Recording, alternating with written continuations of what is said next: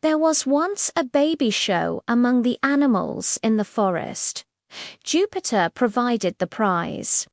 Of course, all the proud mamas from far and near brought their babies, but none got there earlier than Mother Monkey.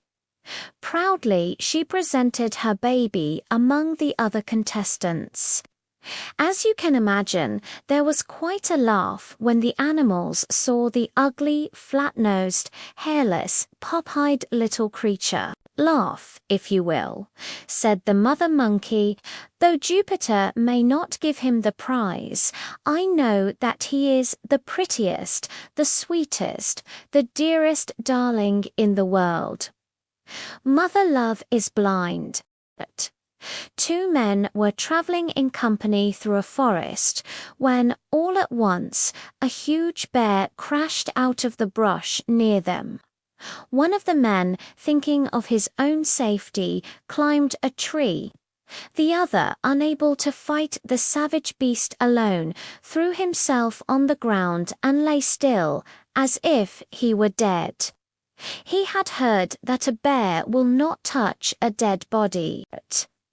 It must have been true, for the bear snuffed at the man's head a while, and then, seeming to be satisfied that he was dead, walked away. The man in the tree climbed down. It looked just as if that bear whispered in your ear. He said, "What did he tell you?" he said, answered the other, that it was not at all wise to keep company with a fellow who would desert his friend in a moment of danger. Misfortune is the test of true friendship. An eagle sat high in the branches of a great oak. She seemed very sad and drooping for an eagle. A kite saw her. "Why do you look so woebegone?" asked the kite. "I want to get married," replied the eagle, "and I can't find a mate who can provide for me as I should like." "Take me," said the kite. "I am very strong, stronger even than you." "Do you really think you can provide for me?" asked the eagle eagerly. "Why, of course," replied the kite. "That would be a very simple matter. I am so strong I can carry away an ostrich in my talons, as if it were a feather." The eagle accepted the kite immediately. But after the wedding, when the kite flew away to find something to eat for his bride, all he had when he returned was a tiny mouse. "Is that the ostrich you talked about?" said the eagle in disgust.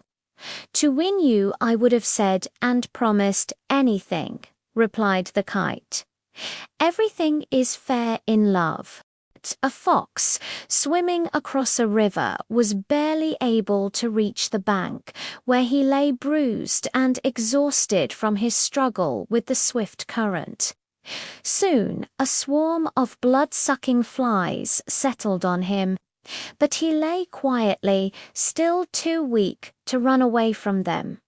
A hedgehog happened by. "Let me drive the flies away," he said kindly. "No, no," exclaimed the fox. "Do not disturb them. They have taken all they can hold. If you drive them away, another greedy swarm will come and take the little blood I have left. Better to bear a lesser evil than to risk a greater in removing it." There was once a dog who was very fond of eggs. He visited the henhouse very often and, at last, got so greedy that he would swallow the eggs whole. One day the dog wandered down to the seashore. There he spied an oyster. In a twinkling, the oyster was resting in the dog's stomach, shell and all. It pained the dog a good deal, as you can guess. "I've learned that all round things are not eggs," he said, groaning. "Act in haste and repent at leisure and often in pain."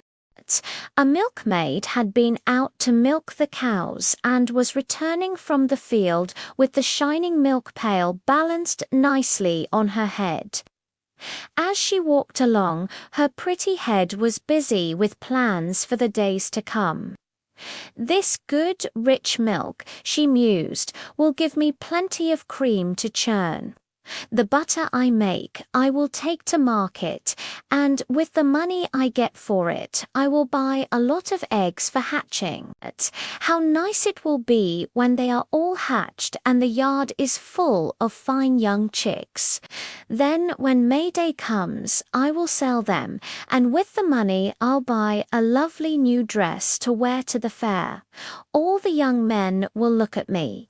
They will come and try to make love to me, but I shall very quickly send them about their business."